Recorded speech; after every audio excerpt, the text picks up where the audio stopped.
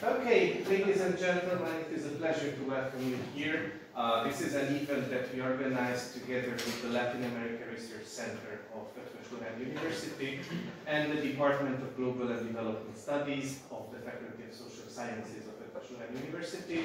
We have a lecture series titled Latin America in the 21st Century, and the next session with our distinguished guest, Orlando Viera-Blanco, who is a Venezuelan lawyer and former diplomat, will have the title Crisis in Venezuela and International Criminal Justice.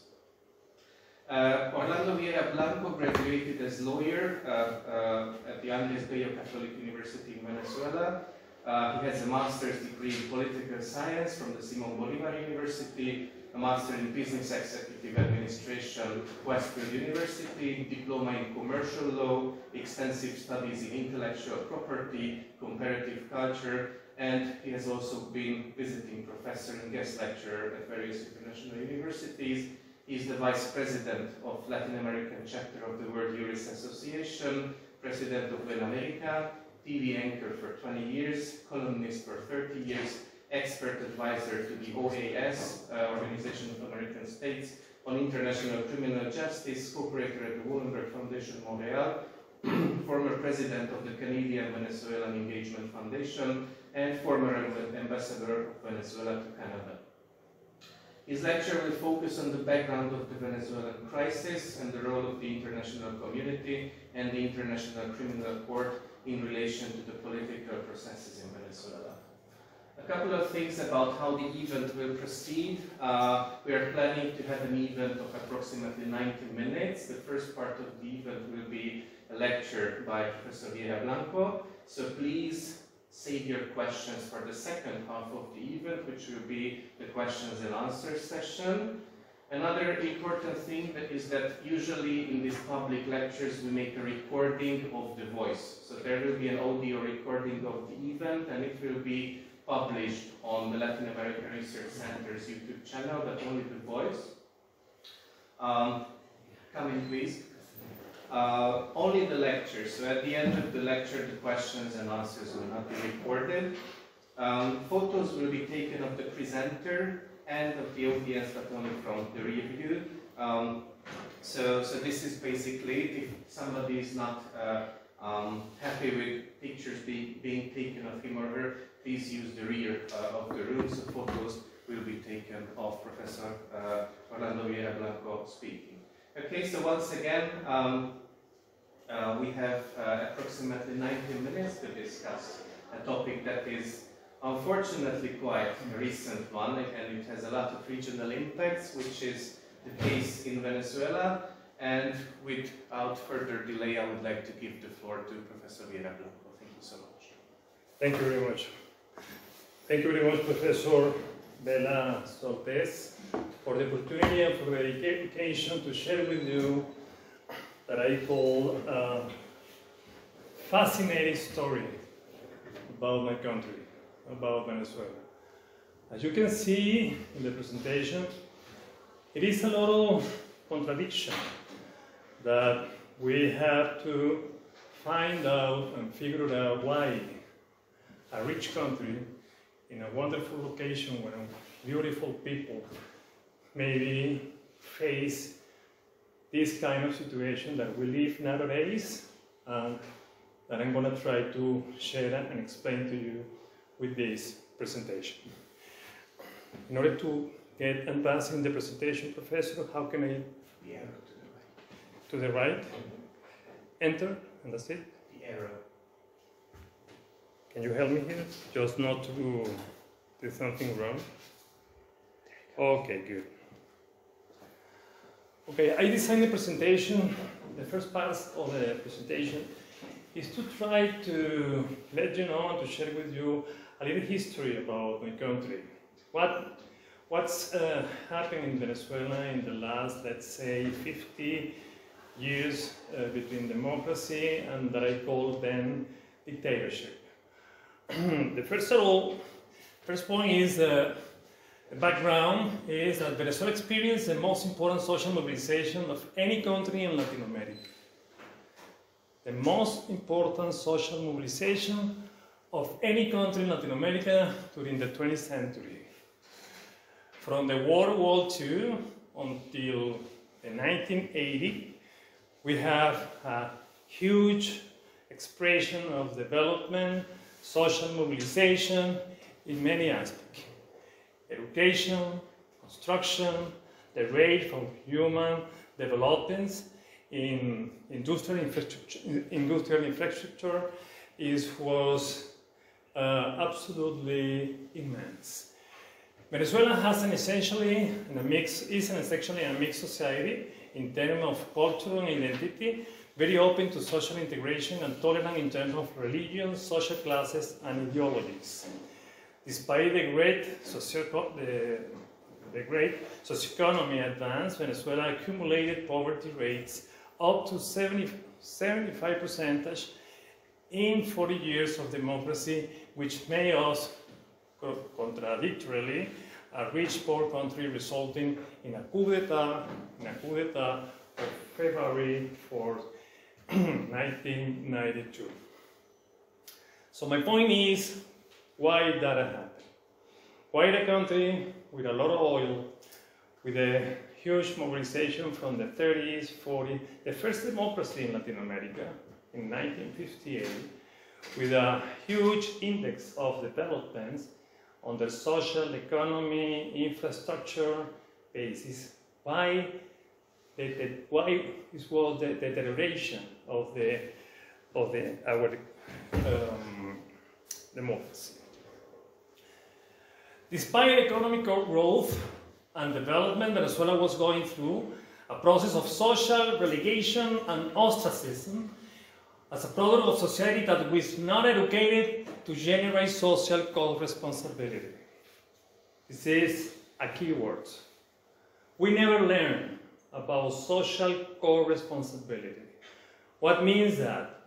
Because Venezuela was an oil country, so citizenship, the citizen just delegate to the state the domain and the monopoly of the generosity, the monopoly of the public services, and in the meantime, in the time that we enjoy the social mobilization, in the time that we move from the province to the capital, in the time that we grow as a citizenship, we don't learn about the necessity to go in co-responsibility, social co-responsibility.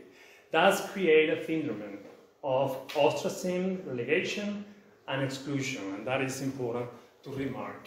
Okay? A state that generates significant oil revenues in the 60s and 70s, which are reference currency of stability and commercial use worldwide, namely the Bolivar, had to be devaluated for the first time in 50 years in 1982.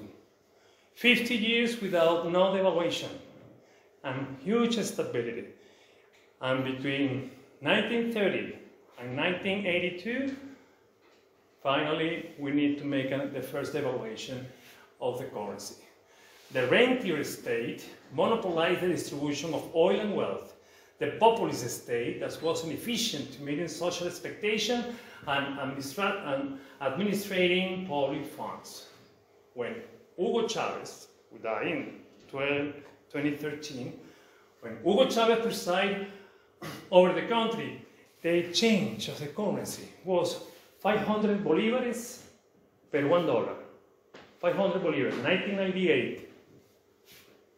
So nowadays, $1 is more than of 10 trillion bolívares.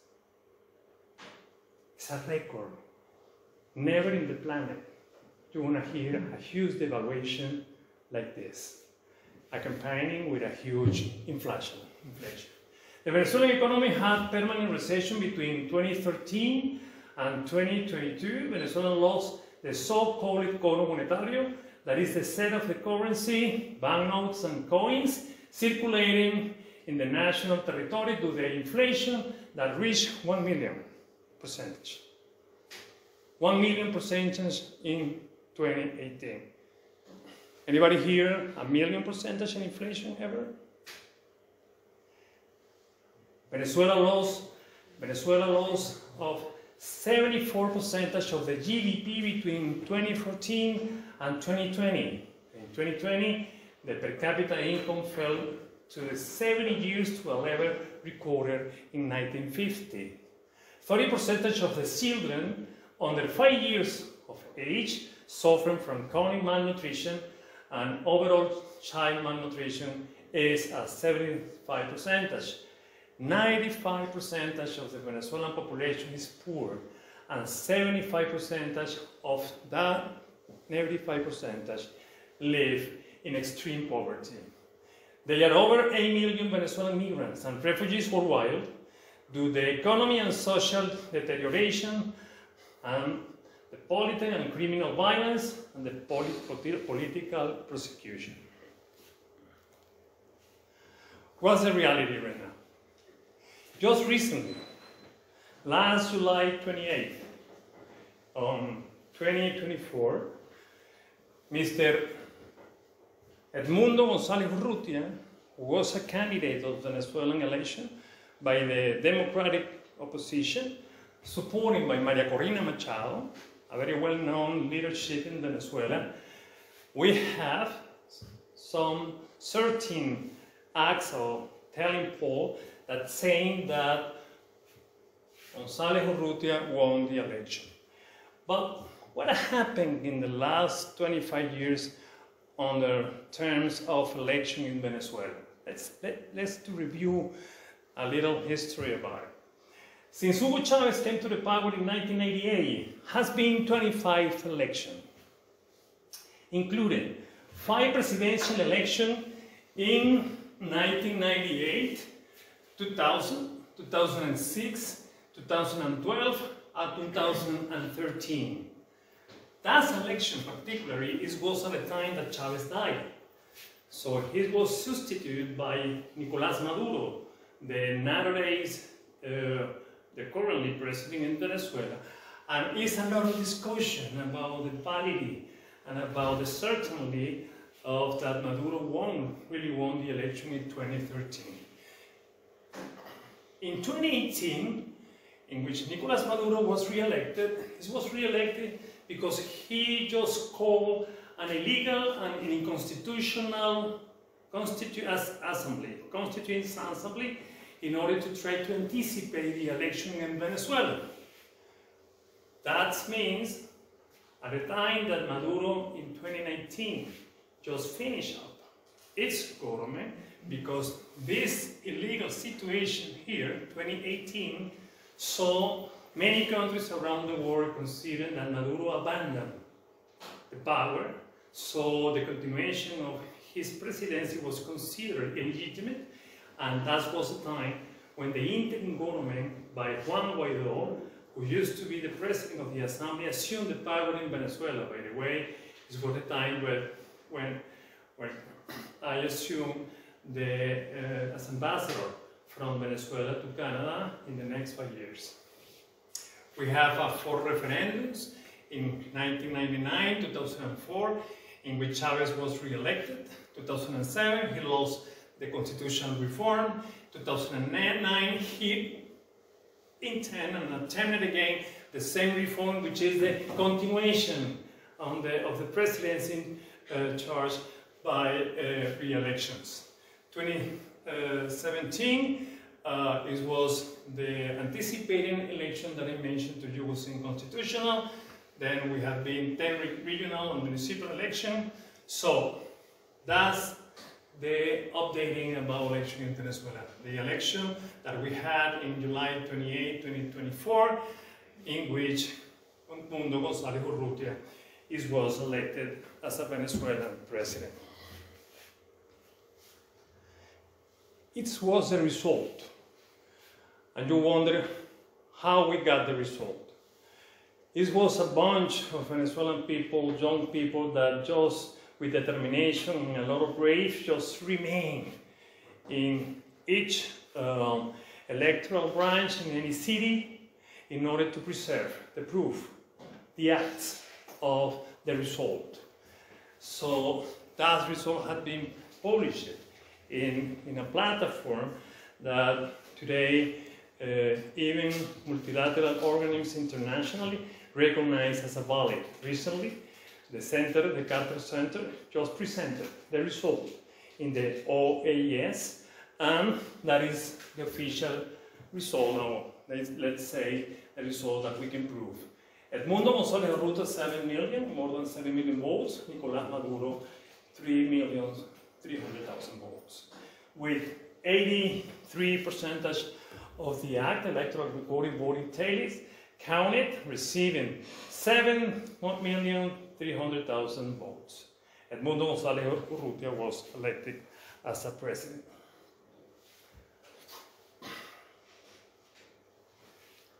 Why we are here? Why Venezuela since 1999 until now we have this mess, this dismantlation of institutions. Let's to review a little bit the history again. The state reform and the 1999 constituent process. In 1999, a referendum was called after the victory of Hugo Chavez for a constituent assembly, which was not provided for the 1961 constitution in Venezuela. First, let's say mistake. We have not any prevention in the 1961 constitution in Venezuela to accept any modification of such constitution by referendum or by any constituent assembly. But Chavez asking to the Supreme Court an interpretation of such constitution. And unfortunately, the interpretation was that the power is in the people. So if the people accepting to go to a constituent assembly, so we're gonna make it. And finally, what happened? That new constitution, 1999, it was approved by the 87% of the population. Of course, Venezuelan people, as I told you, after more than 40 years of democracy, in 1999 is looking for change.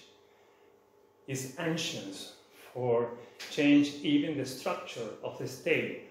As I told you, in 40 years we have a huge income from oil. Even though that situation, keep in your mind, even those 40 years of rich incomes, we had poverty for 75%, and that's the moment in which Chavez coming in 1992 with a coup d'etat against Presidente Carlos Andrés Pérez, and thus became president. People looking for change. What's the issue that we have to remember in that reform, constitutional reform? First of all, the new constitution is coming with 5 new powers: executive, judicial, legislative, moral, and electoral. Second, greater concentration in powers in the president. And third, inappropriate deliberate process of armed force. For the first time, or maybe for the second time, Venezuela have taken as 27 constitutions since the independence. And just in the constitution in 1947, we have like a military structure very independent. So it was the second time that in the reform, the armed force has the right to vote with a lot of independence on the financial terms. In 2016, as I told you, Nicolás Maduro called for a new constituent process in a legal and constitutional manner, as the president did not have capacity to accommodate a process of this nature. The new Constituent Assembly anticipated a legal presidential election where Maduro was elected in a manifestly constitutional manner. In 2019, when Maduro's term as president of Venezuela expired, the world recognized the figure of abandonment of the office provided for the 1999 Constitution, Article 233, and more of 60 nations in the world recognized Juan Guaidó as an interim president of Venezuela, and which time we served in representation with serving representation of Venezuela's ambassador in Canada. However, the country continued to be controlled at that moment, territorially and institutionally by Maduro through the armed forces, from the militias, and one more issue, from Cuba. From Cuba. So Cuba has been a key factor in Venezuela in order to control the institution, control the army, control the people, control the propaganda, control the resources. Just to give you an example, in Venezuela in 2003, Venezuela signed a treaty of energy with Cuba, which means that Venezuela provides to Cuba a range of 100,000 barrels of oil every day. Let's make a math. 100,000 barrels since 23 until 2024. How many barrels of oil means that? Even taking in consideration an average of price of the barrel of, let's say, $25, 30, 40, 75 today. That means million, 50 billion, 60 billion. It's too much money. So my question is, why we provide oil to Cuba in the order of 50, 60, 70 billion dollars in 20 years, in more than 20 years, and we're suffering starving in Venezuela between 2019 and 2022, even now, with these horrible records of malnutrition in the country. Why? Yes, to make a reflection about it. The political, economic, social, and humanitarian crisis. It is a result of the Cuban inherency in Venezuela. This is a result of a devastation of our country, corruption.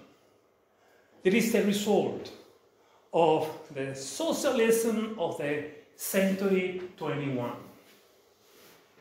This is a result of populism, and allies like Russia, and allies like Iran, Cuba, allies like Nicaragua, and Bolivia in Latin America.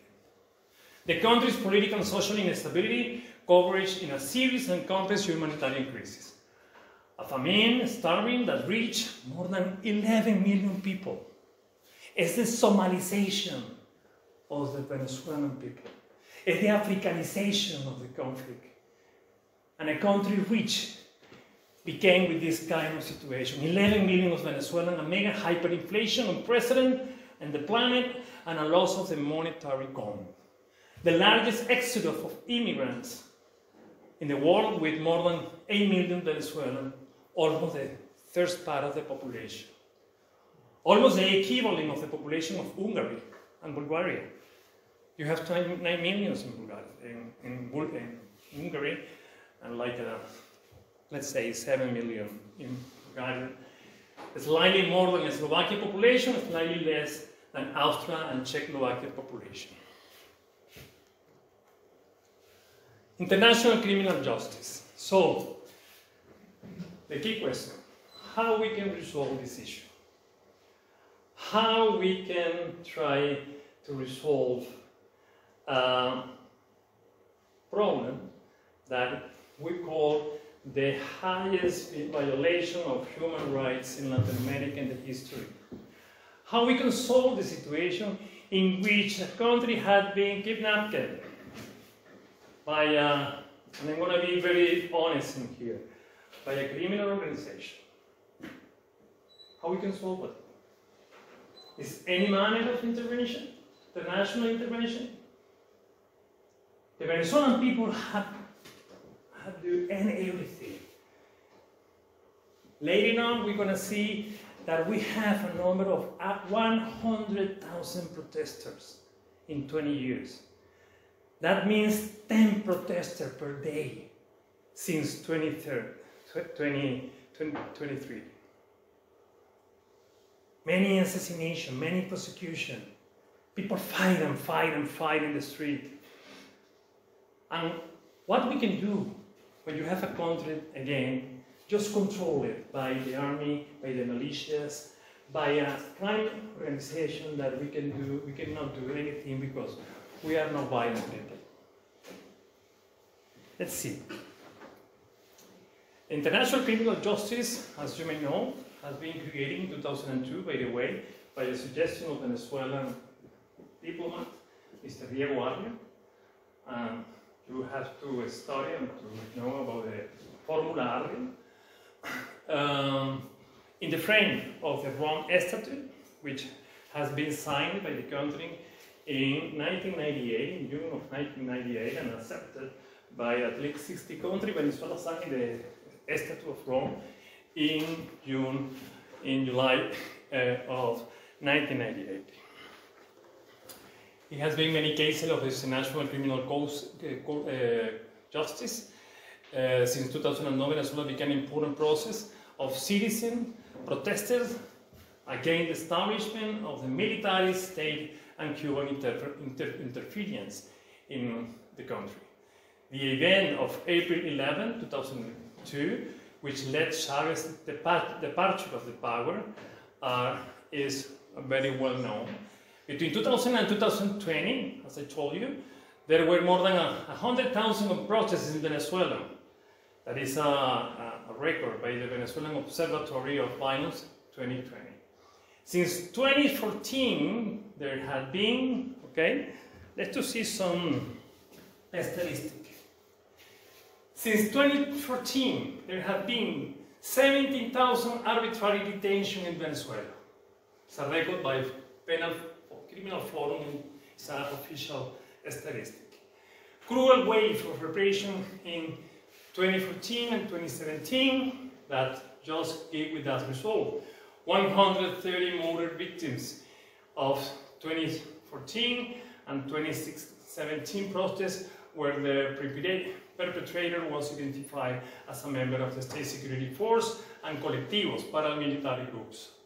8,000 of extrajudicial execution recorded since 2015. More than 12,000 Venezuelans have been arbitrarily detained, imprisoned, or subject to other severe deprivation of physical liberty since 2013. More than 1,300 political prisoners. Authorities have been filed to protect indigenous population from the violence. Just to share with you, just a few weeks ago, we have more than 100 kids, children, boys and girls, just detained, tortured by the Venezuelan national forces. In the last few days, and by the way, it's going to be part of the incidents that we are going to bring it up and to deposit this week in the International Criminal Court. A few mothers, that children, just crying and just make videos saying what's going on, what kind of torture had been faced by these little ladies, by these girls and boys. So, again, how we can protect a nation of this kind of abuse. International crime of justice. Crime against humanity reported to the OES panel of experts 2014 and 2020. Murder. 1,800 murder committed by Venezuelan security forces. Torture. 653 documented cases of torture. Now the double. Imprisonment or other severe deprivation of liberty, 15,000. Other human acts, 10 of million are subject to great suffering or serious injury due to the mandate of the humanitarian crisis. Enforcers disappear, 724, disappeared between 2018 and 2019, rape, sexual violence, 182 cases of sexual assault and rape detainers. It's just between 2014 and 2020, or maybe less. The latest wave of repression. That happened just in the last 7 weeks, between July 29 and today. Let's see. After the presidential election of July 28, regime forces detained civilians on a rate we had not seen in the recent Venezuelan history. 25 murders, the age of the victim ranged between 15 and 56 years old, over 1,700 cases of arbitrary detention since July 28, including children, adolescents, young adults, indigenous people, and elderly people. Torture, inhuman and cruel treatment against detainers regardless the age of gender. Regime officials used method known as the onion hood, which consists of placing the back of the tear gas over the detainer head to suffocate them. Rape and sexual violence as means as psychological torture, infliction of physical pain, psychological humiliation, distress, forced nudity, unsanitary condition, no access to medicines. Hundreds of cases of persecution, Operación Tuntún in Spanish, Operation Knock Knock, a campaign to capture civilians that have participated in the peaceful protests, are known to be a part of the support for the political opposition, were witnesses in the voting centers and have shared photos of video of social media. The governmental forces of the regime entered homes without search warrants, arresting people who allegedly incited violence or committed acts of terrorism. This is the excuse that they use in order to make that detention. International criminal justice, what is the chronology of the events in that court? Since September 27 in 2018, the Office of the Prosecutor, Pato in that moment, received a referral from a group of state parties of the Rome Statute, mainly from Argentina, Canada, Colombia, Chile, Paraguay, and Peru. In 2020, by this request, and following the Article 14, so the prosecutor in February 8, 2018, just starting with the preliminary order to start with the investigation. In 2020, the Office of the Prosecutor concluded that it's a reasonable basis to believe that crimes against humanity had been committed in Venezuela.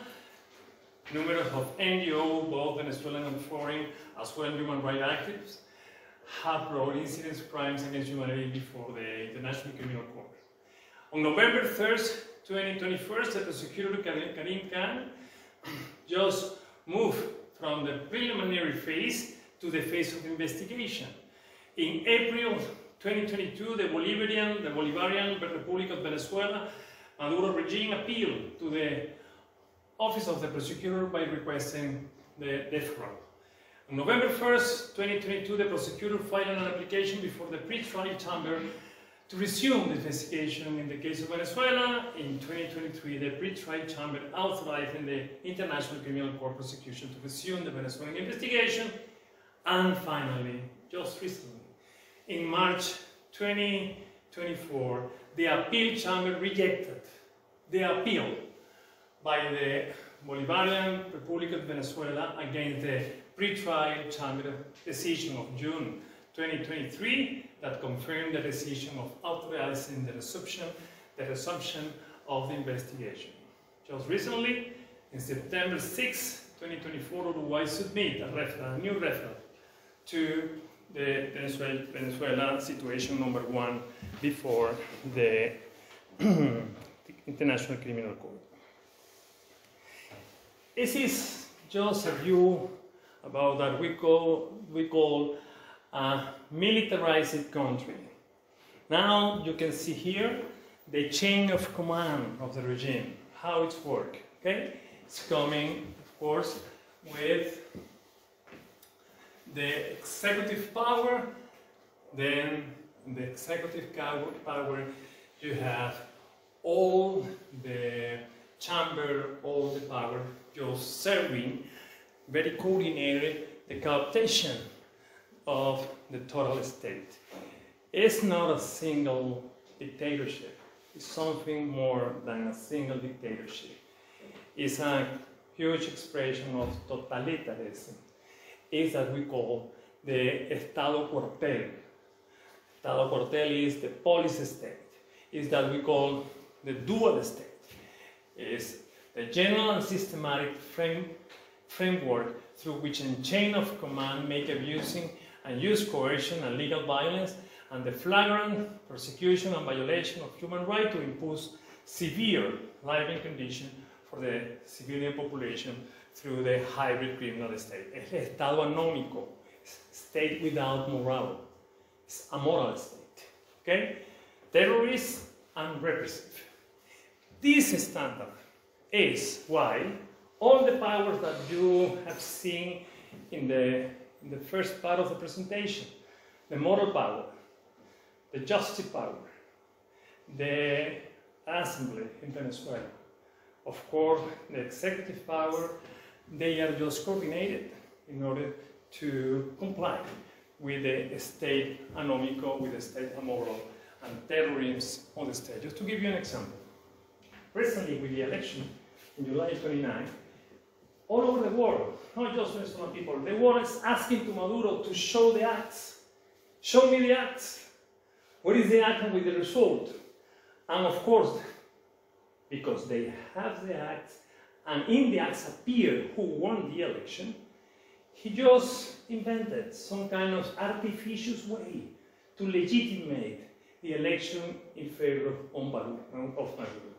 They go to the Supreme Court in Venezuela, which is part of the dual state, which is part of the terrorist state, and they ask him to the electoral branch in the Supreme Court, okay, please, let's to check it out, the acts by experts appointed by the Supreme Court.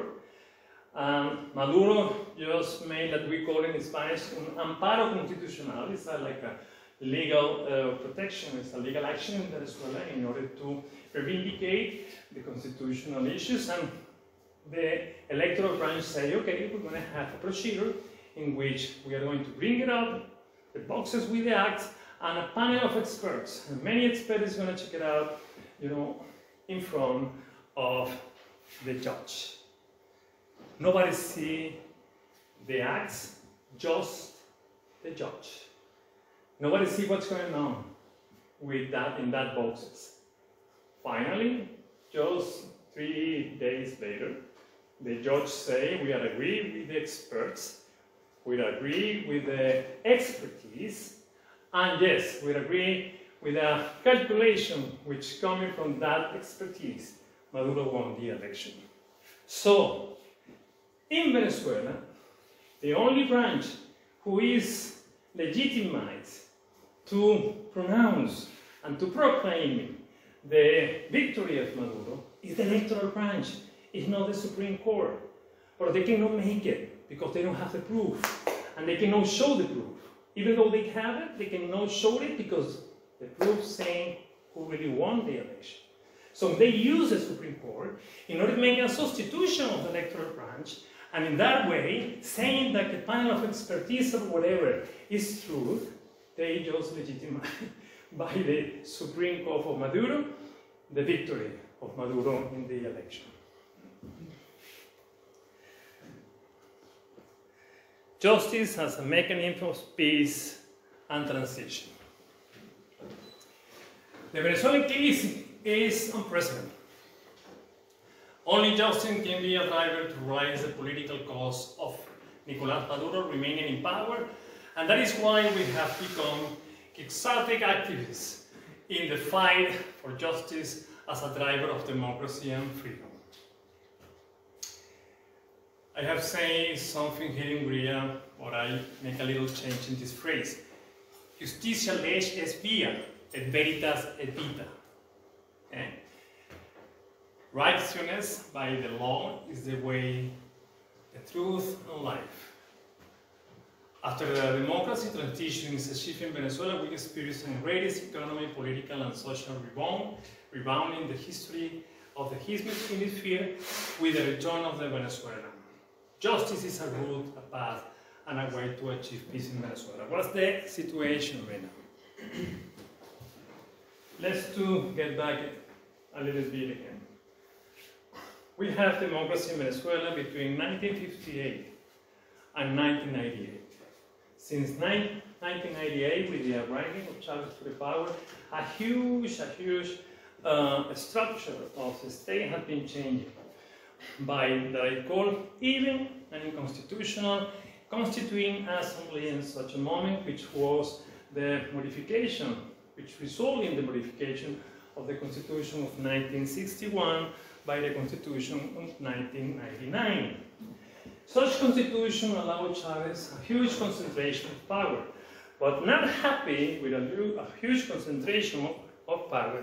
And even though with what happened in 2003, in 2002, in the moment that it was a huge civil process in Venezuela, which coming with the out of power of Chavez, he never learned. In that moment, Chavez get back to the power again. It was some kind of desegregation, some kind of agreement between the opposition, and Chavez get back to the power again. Few days after he was out of the power because he protested. I'm talking about 2002. Chavez in that moment just decided to call Cuba and starting with a huge reinforce and redesign of how to control the state. That's why we call that we have a huge Cuba inherency. After the year that Chavez went out to the power, let's remember that he signed the agreement of energy with Cuba since 2003, which meant a lot of money and a lot of support to Cuba. What's my point? After 20 years, 25 years of this regime, what did happen in Venezuela? You already have the information, it's official information. Devastation of the economy, humanitarian crisis, starving, corruption, devaluation, inflation, huge violation of human rights, in the frame of a huge expectation of the people. At the time that Chavez made the coup d'etat in 1992, 85% of the population approved the coup d'etat. The good faith of the people looking for some change in a rich, poor country with a lot of oil and a lot of richness between 1930 and 1998, which coming in a huge poverty, so we need a change. And Chavez had the opportunity that I call the wave of social political redemption in the country. The third wave of political social redemption. At that moment, we did not just need peace in terms of violence. We need social peace. We need reintegration of the society. We need to learn about social co-responsibility. And Chavez had the opportunity with a barrel of oil in $120 per barrel in 2006. Chavez has received, in 10 years, $1.5 trillion. 1.5 millions of dollars. And what is the money? Why we get starving? So the money is in Cuba, the money is in corruption, the money is in a new elite in Venezuela that it's called the Bolivarian Revolution. The money is just lost. What happens if we change? What happened if suddenly we just reach that the new president elected, González Urrutia, just get the power? What happened with the 8 million people that is outside Venezuela looking to get back? Let's say that 1/3 of that population just looking to get back, suffering a lot of calamities, suffering a lot of discrimination in Latin America. What happened with the huge investment that we used to have in Venezuela? Let me tell you something. My real profession, in which what I live is intellectual property lawyer. I'm so proud to tell you that in Venezuela, that I live with my own law firm, it was one of the largest country, was in industrial. A lot of investment from Italian, from Portuguese, from Spain, Germany. We have a huge immigration from Hungary, a huge immigration from all over countries in Europe. Venezuela was the destiny of Jewish, of European people, of Latin American people. And we received such a people without any kind of resistance. Because as I told you, it's a peaceful country. It's a multicultural country without any imposing. What happened if suddenly we recover democracy, trust, confidence, and we change the power, we change the model of the power, the economic model of the power? I can tell you, not because I'm Venezuelan, I can tell you because I have seen that recovery in the Middle East. I have seen that recovery in many countries in Latin America, even in Latin America, in Panama, in Argentina, in Chile. If Venezuela just recovering the trust, the confidence of the people, and Venezuelan people return to Venezuela, you will see the most significant recovery and rebound that you never have seen in any country in Latin America. And that's the challenge.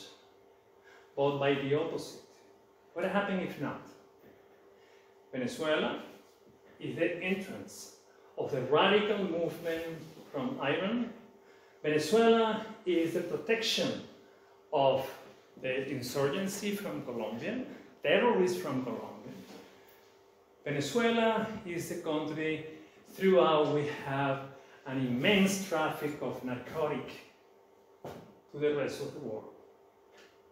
And the question is, the justice is a mechanism to achieve the change? That is my fight right now. An intellectual property lawyer suddenly, since 15 years ago, became a human rights activist. An intellectual property lawyer who used to be happy in my country. I have my house, I have my dog, I have my hope, I have my memories. Just suddenly became an ambassador by an accidental situation, in exile. I cannot get back to Venezuela, fighting for justice. Justice is the path of truth. Justice is the path of life. Justice is the path of the return of the citizen to its own country. But something is wrong in the international order, the national public order. Exists really rules to allow to the United Nations or any multicultural, multilateral organisms to apply justice with the velocity, with the intent that we really need. You see what's going on in the International Criminal Court since 2018, 6 years already. We have to weigh the phase of preliminary order. We have to weigh the second phase, the starting of the investigation. We have to weigh the phase of complementarity and the phase of cooperation with the state. And we have to weigh the phase now of trial. We are not even in a trial right now. We are in the investigation. The International Criminal Court, just a few weeks ago, decided to ask him for warrants of detention, arrest against Putin and Netanyahu. Why not against Maduro? What's the difference? I can tell you the difference is truth. The type of crimes, in the case of, let's say, Putin, is crimes of war, is aggression, and a kind of crime that is horrendous, like kidnapping children in Ukraine. You can get more evidentiary of this crime more rapidly than trying to prove crime against humanity, like a torture, like a detention, forces disappear, assassination, etc. But I can tell you another thing. In my case, just in the last 4 years, between 2017, 2018, and 2021, we just reordered more than 3,000 incidents before the International Criminal Court. And just in the last 7 weeks, we just deposited more than 800 incidents in the International Criminal Court. And what kind of incidents? Assassination, torture, detention of the minors, of children, native. And what's going on? We have to weigh the validation of the proof. That is truth. So the challenge of the international public order is try to create some kind of new rules that really apply at the moment that criminal organization, totalitarianism system, which occupy innocent population, could apply against them and step down from the power. That is not easy, because we have the famous doctrine, or not doctrine, the principle of non-intervention and the principle of sovereign. But when you have this kind of criminal and this kind of totalitarianism model, you have the right to be called the representative of the state.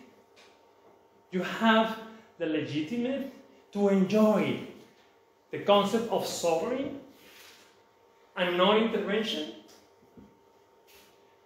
They say in Venezuela, we will not accept the intervention of the imperialism. And Cuba? What we can do with Cuba in Venezuela?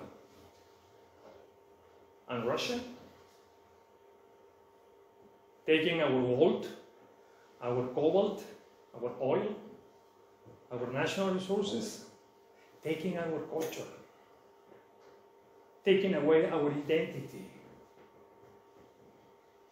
So justice shall prevail soon, not in Venezuela, not just in Venezuela, in the international public order. We need to find out a way to accelerate. Because if we just waiting for the Commission for the Security Council in the United Nations, and we try to do something in the application of the chapter of the United Nations, we have the veto of Russia. We have the veto of China, and they are allies of Venezuelan regime. You are students. You are trying to learn how to live in a peaceful world, to give opportunity to the people, to give justice, to give equality to your people. So think from today how we can solve, how we can get a challenge and solve this kind of situation. Because it's not fair, even though we commit some mistake in the past in Venezuela about social co-responsibility, a lot of poverty in a rich country, how we can solve the situation when the country had been taken for this kind of regime. That's to think about it. I have read some poetry from Hungary. You are poets. It's amazing what the beautiful poets that you have in this country. For that one, Attila Joseph. I just has been fascinating, and I just found this expression. Well, you can pronounce the phrase because I don't know how to do that, but say something like this: my leader guides me from within to be a human always and everywhere.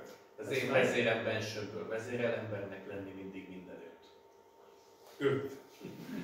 Today they have come here, guided by the libertarian inspiration of the Hungarian people, to be a Venezuelan human and to take our longing for freedom everywhere, because a free sun flies with the wind and my free heart flies with hope. It is the expression from this wonderful Attila József. You can read it after. Szabad égnek száll a szélben, szabad szívemben remény. So thank you very much for hearing today. I appreciate your patience, and if you have any questions, I think it's time to start with the Q&A if you want.